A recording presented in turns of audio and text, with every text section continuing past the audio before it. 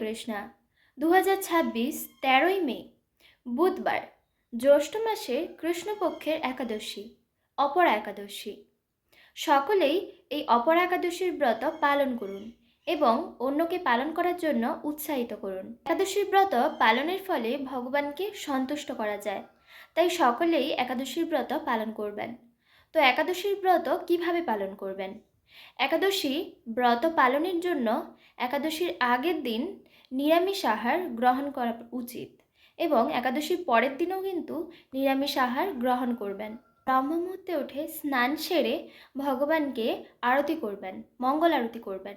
তারপর একাদশীর দিন ফলমূল খেয়ে বা অনুকল্প প্রসাদ খেয়ে, সবজি খেয়ে এই একাদশীর ব্রত পালন করবেন এবং পরের দিন যে নির্দিষ্ট সময়সূচি দেওয়া থাকবে সেই নির্দিষ্ট সময়সূচির মধ্যেই কিন্তু পালন করতে হবে। একাদশীর দিন অধিক মালা জপ করবেন, ভগবানের চিন্তা করবেন, ভগবান সম্পর্কে যে সমস্ত লীলাগুলি রয়েছে সেগুলি শ্রবণ করবেন, ভগবানের সম্বন্ধে যে সমস্ত গ্রন্থগুলি রয়েছে সেগুলি পাঠ করবেন। এই একাদশীর দিন কিন্তু অতি অবশ্যই একাদশীর মাহাত্ম্য পাঠ বা শ্রবণ করবেন। পরে একাদশীর মাহাত্ম্য।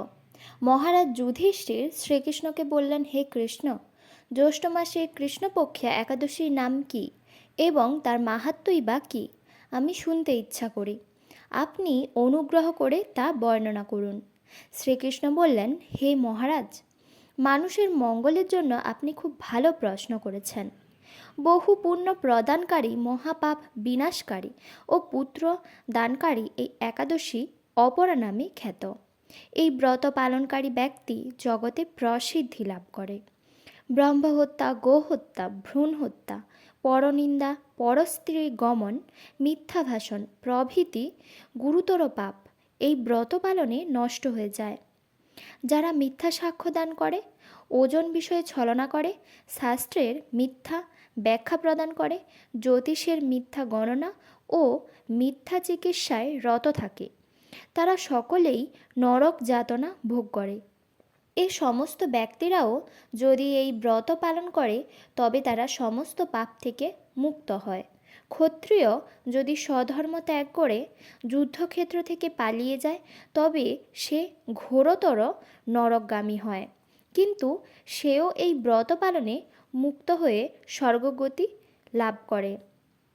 মকর রাশিতে সূর্য অবস্থানকালে মাঘ মাসে প্রয়াগ স্নানে যে ফল লাভ হয়, শিবরাত্রিতে কাশীধামে উপবাস করলে যে পূর্ণ হয়, গয়াধামে বিষ্ণুপাদপদ্মে পিণ্ডদানে যে ফল পাওয়া যায়, সিংহ রাশিতে বৃহস্পতির অবস্থানে গৌতমী নদীতে স্নানে, কুম্ভে কেদারনাথ দর্শনে, বদ্রিকাশ্রম যাত্রায় ও বদ্রীনারায়ণ সেবায়, সূর্যগ্রহণে কুরুক্ষেত্রে স্নানে, হাতি ঘোড়া শয়নদানে এবং দক্ষিণাসহ যজ্ঞ সম্পাদনে যে ফল লাভ হয়, এই ব্রত পালনে অনায়াসে সেই সকল ফল লাভ হয়ে থাকে।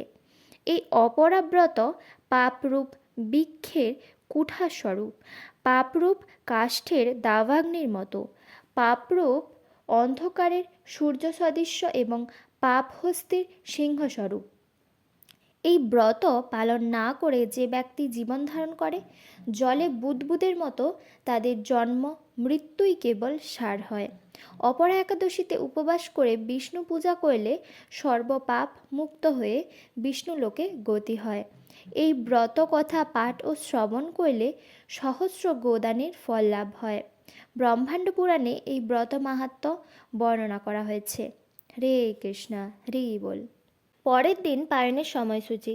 পশ্চিমবঙ্গ 4:56 থেকে 9:18, দিল্লি 5:31 থেকে 10:02, বৃন্দাবন 5:31 থেকে 10টা, উত্তরপ্রদেশ 5:19 থেকে 9:48, মুম্বাই মহারাষ্ট্র 6:04 থেকে 10:24, পুনে মহারাষ্ট্র 6:01 থেকে 10:21, নাগপুর মহারাষ্ট্র 5:36 থেকে 9:58, চেন্নাই তামিলনাড়ু 5:43 থেকে 9:58, ভুবনেশ্বর উড়িষ্যা 5:10 থেকে 9:32, ঝাড়খণ্ড 5:06 থেকে 9:31, বিহার 5:02 থেকে 9:29, ছত্তিশগড় 5:24 থেকে 9:47।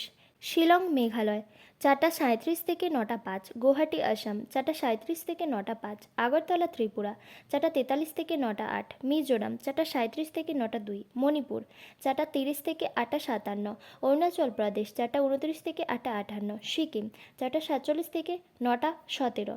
পাঞ্জাব 5:34 থেকে 10:07। হরিয়ানা 5:33 থেকে 10:05। রাজস্থান 5:48 থেকে 10:16। গুজরাট 6:02 থেকে 10:27। বাংলাদেশ 5:23 থেকে 9:37। নেপাল 5:15 থেকে 9:45। ভুটান 5:13 থেকে 9:43।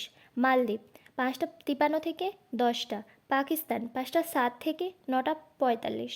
মালয়েশিয়া 7:01 থেকে 11:07। ইন্দোনেশিয়া 5:53 থেকে 9:50। থাইল্যান্ড 5:11 থেকে 10:06।